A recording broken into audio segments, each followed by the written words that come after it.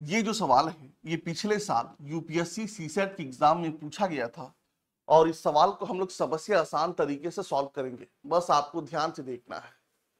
सो आज मेरी तबीयत कुछ ठीक नहीं है तो मैं चाहूंगा कि सवाल पहले आप लोग पढ़ लें, फिर मैं आपको बता रहा हूं। सवाल पहले आप लोग पढ़ लीजिए इसको।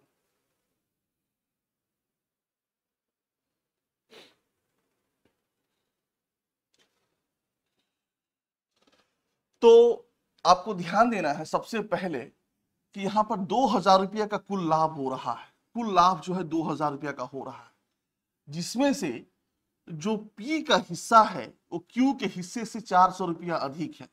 2000 के कुल लाभ में P का हिस्सा Q के हिस्से से 400 रुपया अधिक है, मतलब P का लाभ Q के लाभ से 400 रुपया अधिक है। तो तुरंत आपके दिमाग में आना चाहिए, इसका मतलब यह हुआ कि P का लाभ 1200 हो गया, Q का लाभ 800 रुपया हो गया। यदि आपके दिमाग में नहीं आया तो इसका एक तरीका मैं आपको बता रहा हूं। जब भी इस तरह से लिखा हो तो आपको करना क्या है, इस 400 को 2000 से माइनस कर दीजिए। 2000 में से 400 गया 1600, कितना गया 1600, और 1600 को आधा कर दीजिए। 1600 का आधा कितना होता, 800 रुपया। 800 रुपया जो है वो Q का हिस्सा है। 800 रुपया क्या है, वो Q का हिस्सा है। यदि फिर भी आपको समझ में नहीं आया तो लिख के बता रहे हैं इसको। ये रहा P, ये रहा Q, ठीक है। सो Q का हिस्सा अगर X, Q का लाभ में हिस्सा अगर X रुपया है तो P का कितना है, X प्लस 400। दोनों का टोटल लाभ जो लाभ है वो 2000 रुपये के बराबर है। दोनों का जो टोटल लाभ है वो 2000 रुपये के बराबर है। तो यहां से X का मान निकल गया, X का मान कितना हो गया, 800 रुपया हो गया।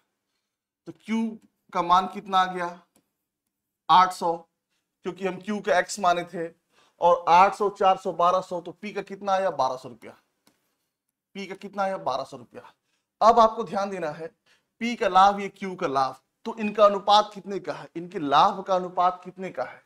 2 जीरो से 2 जीरो कट गया, 4 दूनी 8, 4 तीन 12, मतलब P और Q का जो लाभ का अनुपात है वो 3 और 2 के अनुपात में है, वो 3 और 2 के अनुपात में है।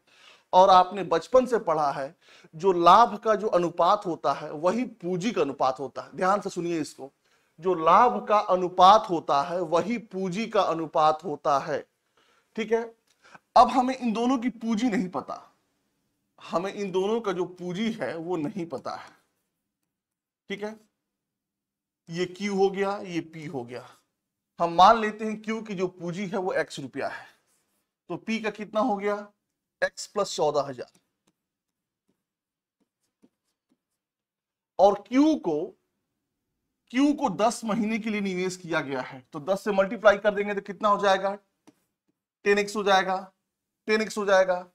और P को 8 महीने के लिए निवेश किया गया है, तो 8 से जब इसको मल्टीप्लाई कर देंगे तो कितना हो जाएगा, 8x प्लस 14 8 112, 3 जीरो उतर जाएगा, और ये 10x हो गया। अब आपको यहां से ध्यान देना है, लाभ का जो अनुपात है 3 और 2 है, इसका मतलब इन पूंजी का जो अनुपात होगा ये भी 3 और 2 के अनुपात में होगा, ये भी 3 और 2 के अनुपात में होगा। तो Q का 2 यूनिट है और Q का यहां 10x है, तो 2 यूनिट बराबर 10x।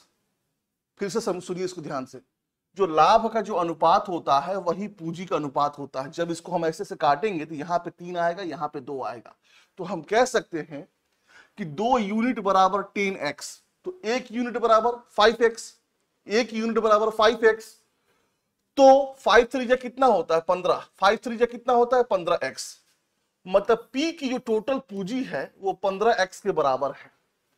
2 यूनिट बराबर 10x, तो 1 यूनिट बराबर 5x, और 5x का 3 में मल्टीप्लाई करेंगे तो कितना हो जाएगा 15x, मतलब 15x जो है, ये जो 15x है ये P की टोटल पूंजी है, ये टोटल पूंजी। और यहां पे टोटल पूंजी ये है 8x प्लस 112, 3 जीरो उतर जाएगा, 7x बराबर ये x का मान कितना आ जाएगा, यहाँ पे 16 7 112 होता है, 16,000। x का मान कितना आ गया 16,000। पूछा क्या है कि P द्वारा लगाई गई पूंजी कितनी है, x का मान 16,000, बस इसमें 16, x का मान 16 हो गया, 16,000 में 14,000 ऐड कर दीजिए, 16,000 14,000 कितना होता है 30,000 होता है। बस x का मान बैठा दीजिए, 16,000 14,000 कितना होता है, 30,000 होता है। तो p की पूंजी कितनी है, 30,000 रुपया है। ये बिल्कुल आपको समझा के बताया है। सो आगे बढ़ते हैं।